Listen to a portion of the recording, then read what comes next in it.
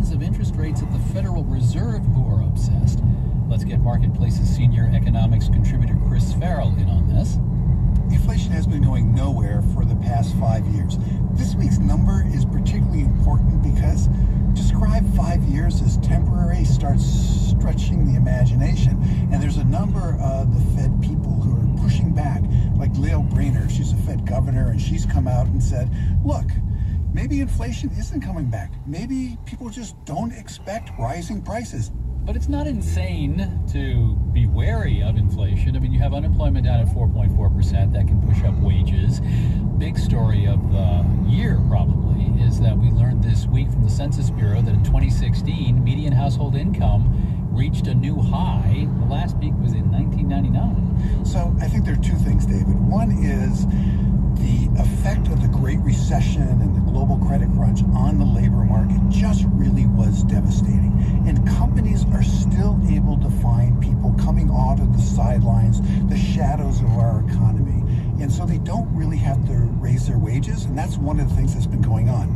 The other thing is something that you talk about a lot: technological innovation, technological disruption. In a world of Amazon going after the retail world and now the grocery world, do companies really believe they can raise their prices? Of course, Apple's trying to sell a $1,000 iPhone, but I get your point.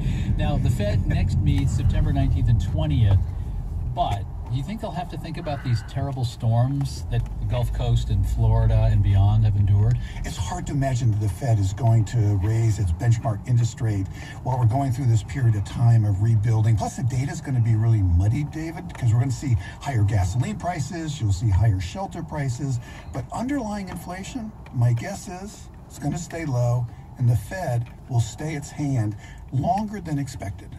Our senior economics contributor, Chris Farrell. Thank you very much. Thanks a lot, David. Okay, here's the trajectory of a rocket launch of a business story that momentarily soared through the heavens but got a bit toasted on re-entry. Yesterday morning, a piece in Fast Company takes off about a startup called Bodega, as in the corner store. Bodega will use tech-driven devices, boxes, to sell convenience store essentials. Now, some real bodegas are noted for their real pet kitty cats that preen in the window. Bodega, the startup, has a cat in its logo. By mid-morning, the internet is on fire about Silicon Valley-style vultures targeting their beloved independently run corner stores. There are charges of cultural appropriation. One of our Marketplace listeners tweeted, saying the new company should change its name to Brodega. Others cherish the human contact. At Holly Jane tweeted us, during my loneliest days in New York, it meant so much to me to go to my bodega and see the kind faces of the owners and pet the cat. Later in the day, the CEO of Bodega apologizes for not getting the implications of the company name. He said, quote, challenging the urban corner store is not and has never been our goal. The idea, he says now, is to put the bodega units where no store currently exists. In New York, I'm David Brancaccio with the Marketplace Morning Report.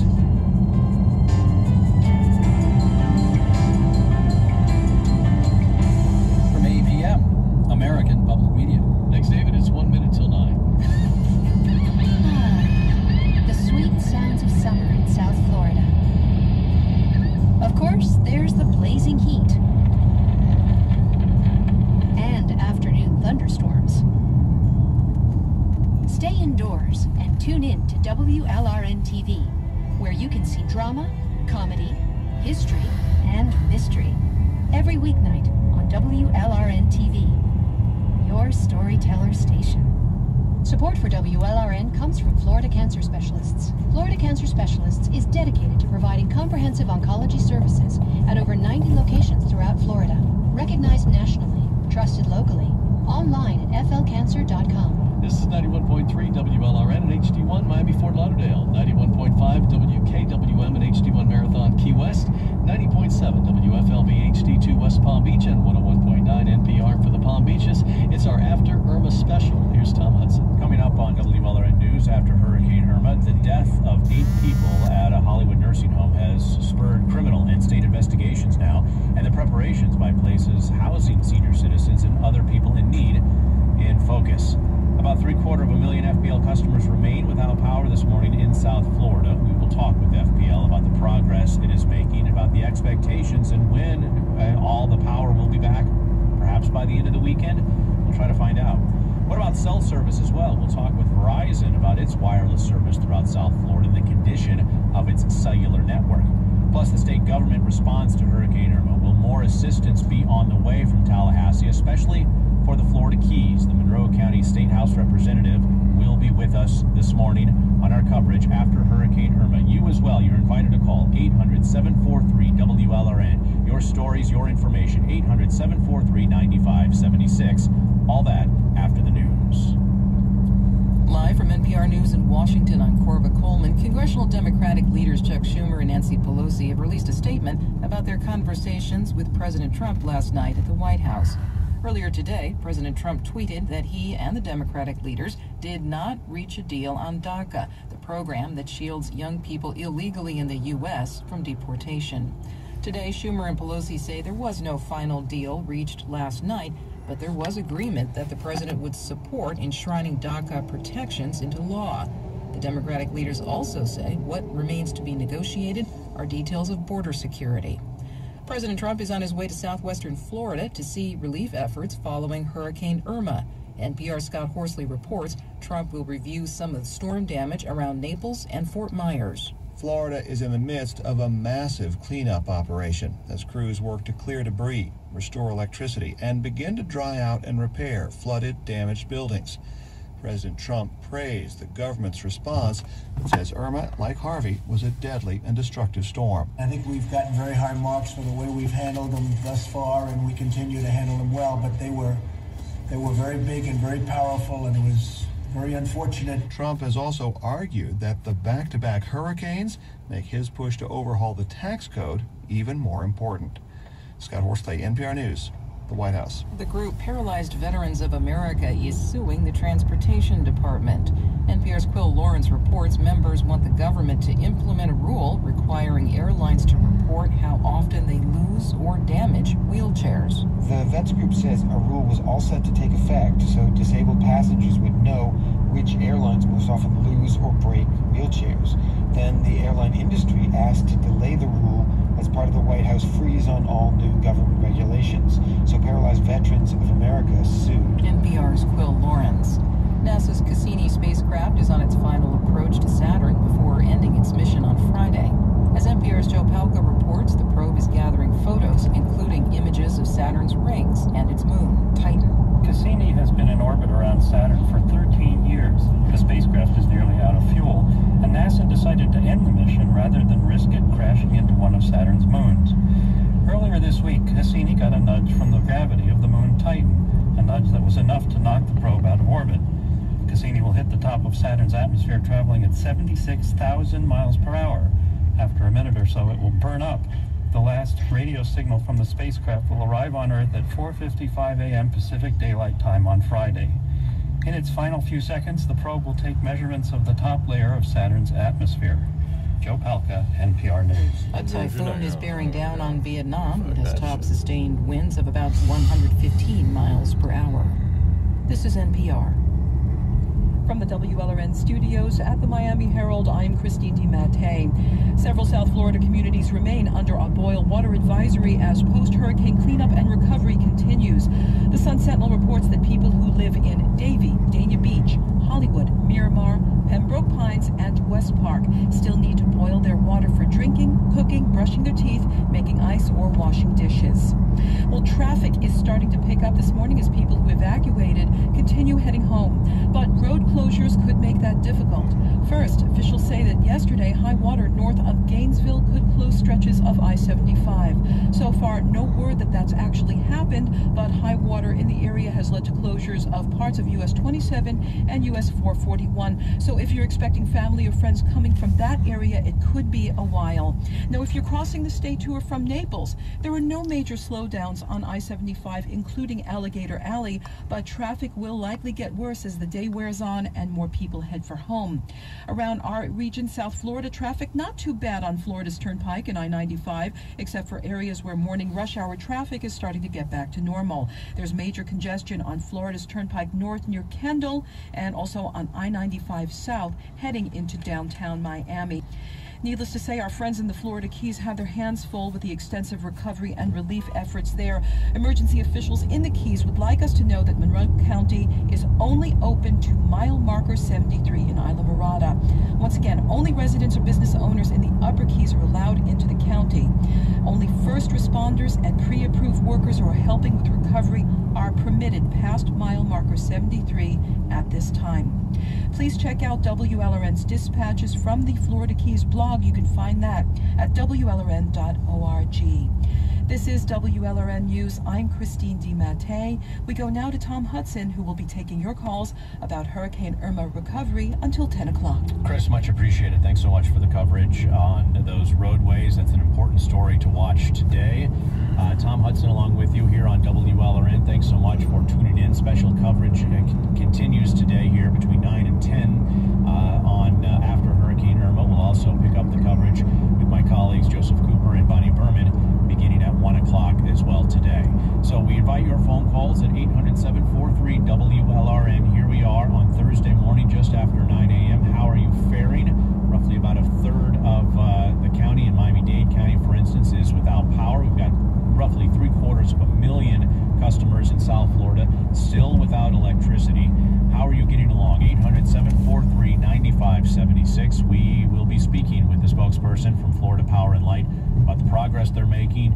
Lots of questions continuing about the prioritization that FPL has when hooking up power.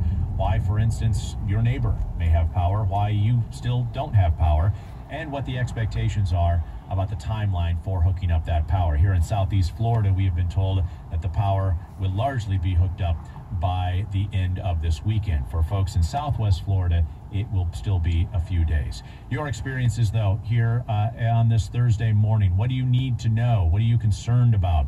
That food in your refrigerator that went without power for a couple of days, is it fresh? The short answer is no, it is not. Maybe it refroze if your power came on. If that's the case, it is still no good. 800-743-WLRN. Things are certainly slowly returning back to normal. Regular trash pickup has been underway in our 3 counties over the past several days. So if you do have to throw away that food, the trash collection is happening. No word yet on bulk trash collection. I'm sure that you've seen your neighbors, and perhaps you as well, have seen those piles of branches and palm fronds piling up. When is the bulk collection due to start? We have not had any indication yet from the counties about a schedule for that just yet. All right, we're going to have full coverage over the next hour with your help. We're going to be talking about state assistance, for instance, from the State House representative who lives and represents the Florida Keys. We'll talk about damage there and whether or not there perhaps may be a special session of state lawmakers coming up in the next few weeks. First of all, though, let's begin with the director of the Broward County Emergency Operations Center, Miguel Ascaruns. Miguel, thanks so much for joining us here today. This Thursday morning, give us a sense of what is returning to normal in Broward County. What's the state of Broward County, do you think?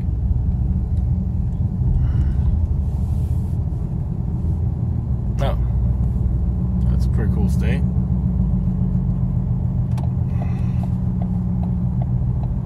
Well, I can't hear that dude at all. Yeah.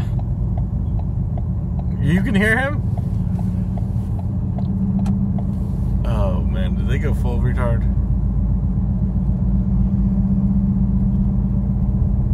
Yeah. Whoa, that's a cool story. This is 91.3 WLRN. I'm Pilar Uribe. You're listening to Tom Hudson over in Miami Herald offices. Yeah, we were. Before we got all that dead air. Oh, okay. Miami Herald calls it one of the best reasons to live in Miami.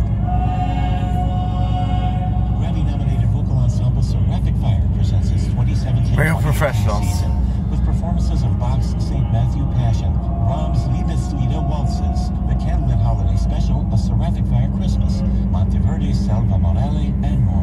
Right. Sale at seraphicfire.org or 305-285-9060.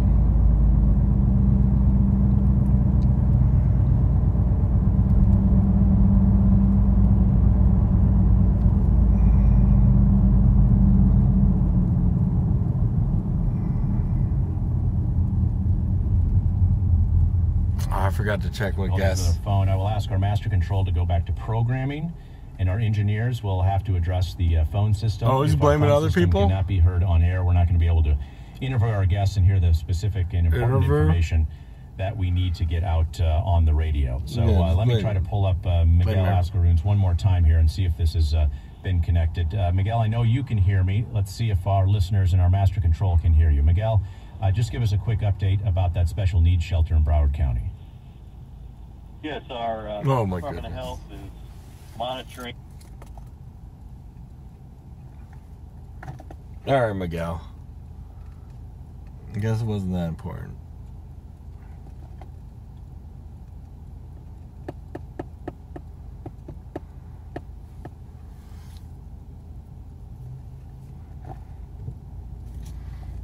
Okay, so I'm recording with Open. We're experiencing some technical difficulties with our transmission line from Doral, and we'll be with you in a moment.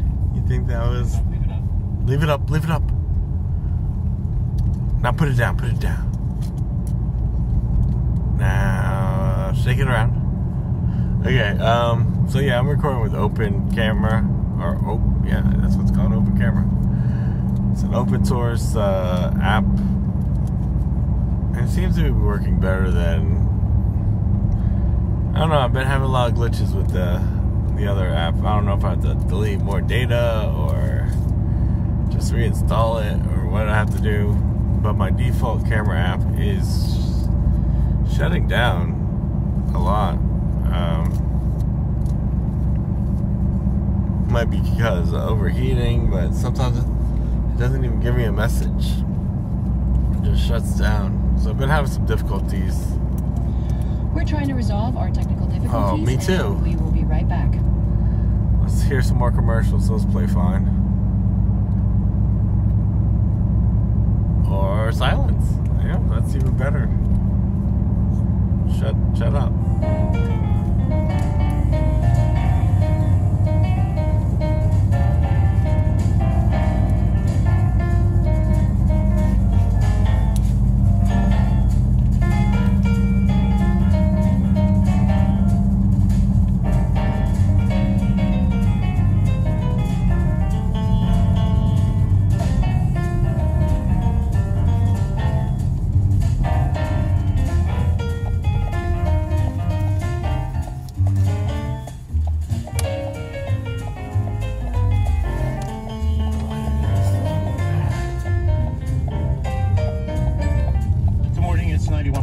WLRM. We're experiencing some Irma-related difficulties with our transmission signal from our studios at the Herald in Doral, Florida. While we attempt to resolve those issues, we're going to go to the takeaway.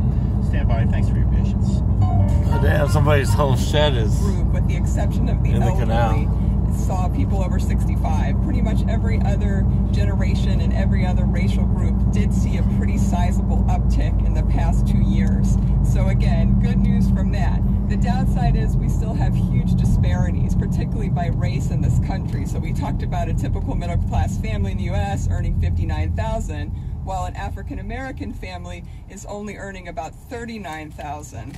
And a Hispanic family is only about $47,000. So we still have a long way to go to close these gaps and ensure that everyone in the country can benefit from a stronger economy. So big gaps, inequality persists. What about inequality based on income itself? Are there still as many people moving into the middle class and moving into the upper middle class that we used to have?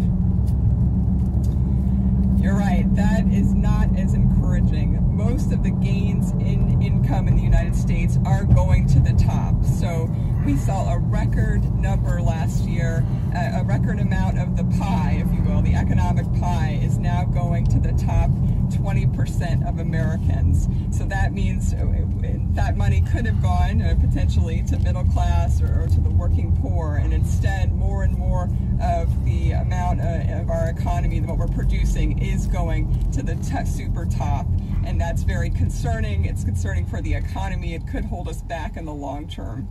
You talk about middle class incomes. That's one way to look at income, but we also talk about wages across the economy. What's in the numbers about wages? So here's what we know. It's a little bit hard to reconcile, but I'll try to break it down.